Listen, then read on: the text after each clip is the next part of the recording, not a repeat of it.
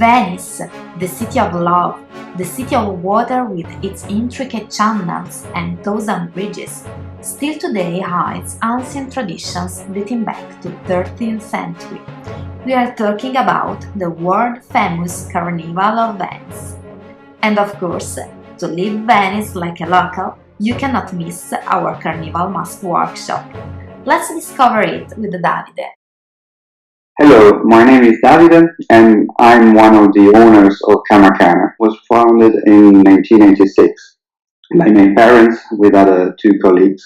And this is a very special time for Venice because in those years the Venetian Carnival was having a comeback after 2 centuries of decline. We have workshops for everybody. We are happy to show people that are interested in it how we make our work and to teach them how to decorate and produce their own mask.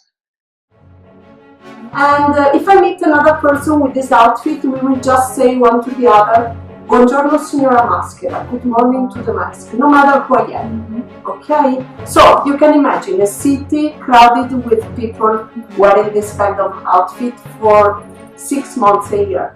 Especially, of course, they started in October, so they would wear this for the cold season, because you wouldn't want to wear this outfit in summer in Venice.